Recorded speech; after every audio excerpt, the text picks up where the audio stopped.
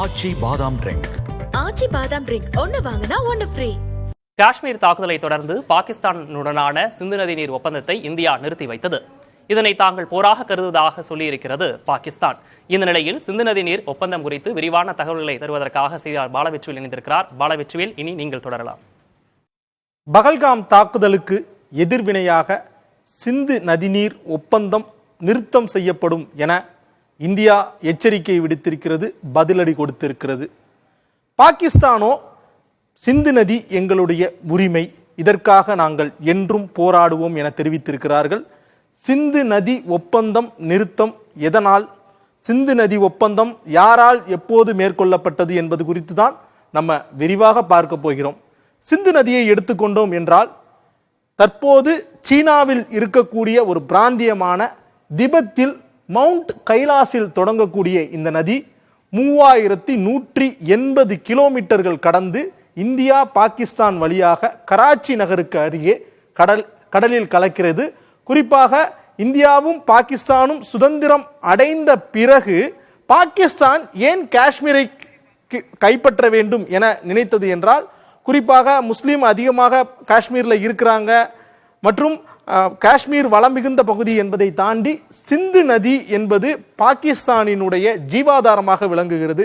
எனவே சிந்து நதி உற்பத்தியாகக்கூடிய கடந்து வரக்கூடிய காஷ்மீர் பகுதியை முழுமையாக கைப்பற்ற வேண்டும் என்கிற ஒரு நோக்கத்தோடு தான் இன்று வரை காஷ்மீர் மீது பாகிஸ்தானுக்கு மிகப்பெரிய ஒரு கண் இருக்கிறது. இந்நிலையில் தான் இந்த ஒப்பந்தம் 1960ஆம் ஆண்டு கராச்சி நகரத்தில் செப்டம்பர் 19ஆம் தேதி மேற்கொள்ளப்படுது. இந்திய பிரதமர் ஜவஹர்லால் நேருவும் பாகிஸ்தானினுடைய அதிபர் அயூப் கானினுடைய 2 பேரும் இணைந்து WHO அவங்க அதாவது வாட்டர் ரிசோர்ஸஸை சேர்ந்த ஐநா சபையை சேர்ந்தவர்களுடைய முன்னிலையில் இது மேற்கொள்ளப்படுது. அடுத்ததாக சிந்து நதியை பொறுத்தவரை 6 முக்கியமான நதிகள் இருக்கிறது. இதில் பியாஸ், ரவி, சட்லஜ் ஆகிய 3 நதிகளும் இந்தியாவினுடைய வசம் இருக்க வேண்டும் அப்படிங்கிறது தான் இந்த ஒப்பந்தம் சொல்லுது.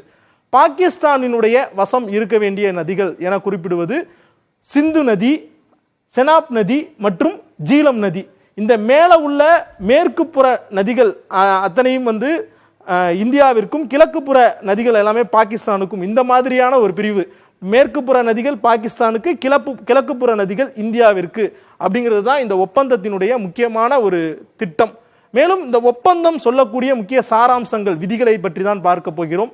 மிதமான பாசன உபயோகத்திற்கு இந்த நதி நீரை நம்ம பயன்படுத்தணும். அதிகப்படியான பாசனத்திற்கு பயன்படுத்தக்கூடாது. நதியின் ஓட்டத்தை பாதிக்காத வகையில் மின் உற்பத்தி இந்தியா முக்கியமாக மேற்கொள்ள வேண்டும். நதியோட ஓட்டத்துக்கு எந்த விதமான பாதிப்பும் ஏற்படாத வகையில் தான் மின் திட்டத்தை அமைக்க வேண்டும். குறுகிய அளவிலான நீர் சேமிப்பு, அதாவது வாட்டர் ரிசர்வயர் அமைச்சோம் அப்படின்னா அது ரொம்ப சின்ன அளவில் தான் இருக்க வேண்டும். மக்களுக்கு பாதிக்கக்கூடிய வகையில் ரொம்ப பெரிய டேங்கை நம்ம அமைக்கக்கூடாது அப்படிங்கிறது தான் இந்த ஒப்பந்தத்தினுடைய முக்கிய விதிகள். சரி, சிந்து நதியை பொறுத்தவரை பாகிஸ்தானுக்கு எவ்வளவு, இந்தியாவிற்கு எவ்வளவுன்னு பார்க்கலாம். இந்த பச்சை கலர்ல இருக்கக்கூடிய 80% சிந்து நதியினுடைய வருடாந்திரத்தில் இருக்கக்கூடிய 80% பாகிஸ்தானுக்கும் 20% இந்தியாவிற்கும். அதாவது பாகிஸ்தானுக்கு 135 மில்லியன் ஏக்கர் ஃபீட் அப்படிங்கிற ஒரு அளவில் கொடுக்குறாங்க. அதாவது நம்ம மேட்டூர் அணையை எடுத்துக்கொண்டோம் அப்படின்னா 1783 முறை மேட்டூர் அணையை நிரப்பினால் எவ்வளவு தண்ணி இருக்குமோ அவ்வளவு தண்ணியை தான் பாகிஸ்தான் ஒரு வருடத்திற்கு பயன்படுத்தக்கூடியதாக இருக்கிறது. அடுத்து இந்தியாவை எடுத்துக்கிட்டா 33 MAF பயன்படுத்துறாங்க. 436 முறை மேட்டூர் அணையை நிரப்ப முடியும் அப்படின்னு சொல்றாங்க. இந்த அளவிற்கான சிந்து நதியை தான் 2 பேரும் பங்கிட முடியும். ஒப்பந்தத்தை ரத்து செய்திருக்கிறது இந்தியா. இதன் மூலமாக இனி இந்தியா சிந்து நதி மற்றும் ஜீலம் நதியில அணை கட்ட முடியும், நீரை திசை திருப்ப முடியும், மின் திட்டங்களை மேற்கொள்ள முடியும். நீரை எங்கிட்டு வேணாலும் அவங்க திசை திருப்பலாம் அப்படிங்கிறது தான் இதோட முக்கியமான ஒரு அர்த்தம். பாகிஸ்தானுக்கு உள்ள வாய்ப்புகள் இந்த ரத்து செய்திருப்பதன் மூலமாக பாகிஸ்தான் என்ன பண்ணலாம் அப்படின்னா, PIP என கூறக்கூடிய நிலையான சிந்து ஆணையம் அப்படின்னு ஒன்று நிறுவியிருக்காங்க, அங்கே முறையிடலாம். அடுத்து இதை மத்தியஸ்தம் செய்த ஐநாவை நாடுவது, அடுத்ததாக சர்வதேச நீதிமன்றத்தில் வழக்கு தொடுப்பது, அல்லது இந்தியாவோடு பேச்சுவார்த்தை நடத்தலாம், அல்லது அவர்கள் இன்று கூறியிருப்பது போல் இந்தியாவோடு போரில் ஈடுபடலாம். ஆனால் சிந்து நதி ஒப்பந்தத்திற்கு எதிர்வினையாக பாகிஸ்தான் சிம்லா ஒப்பந்தத்தை ரத்து செய்திருக்கிறது. இந்த நேரத்தில் சிம்லா ஒப்பந்தம்னா என்ன அப்படிங்கிறதையும் நம்ம சின்னதா பார்த்துடலாம். 1971ஆம் ஆண்டு பங்களாதேஷ் பிரிவினைக்கு பிறகு அவங்கள பங்களாதேஷை பிரித்து கொடுத்த பிறகு காஷ்மீர்ல உள்ள பகுதிகள், குறிப்பாக காஷ்மீர்ல ஆக்கிரமிக்கப்பட்ட காஷ்மீரை பாகிஸ்தான் கைப்பற்றிருந்தாங்க. ஆக்கிரமிக்கப்பட்ட காஷ்மீருக்கும் இந்தியாவினுடைய கட்டுப்பாட்டில் உள்ள காஷ்மீர் நிலப்பகுதிக்கும் இடையே இருக்கக்கூடிய அந்த எல்லை கோட்டிற்கு பேரு தான் LOC, லைன் ஆஃப் கண்ட்ரோல் என கூறுவார்கள். அந்த கட்டுப்பாட்டு எல்லையை தாண்டி இந்தியாவும் செல்லக்கூடாது, பாகிஸ்தானும் செல்லக்கூடாது, இந்திய ராணுவமும் செல்லக்கூடாது, பாகிஸ்தானும் செல்லக்கூடாது அப்படிங்கிறது தான் இந்த முக்கியமான சிம்லா ஒப்பந்தத்தின் நோக்கம்.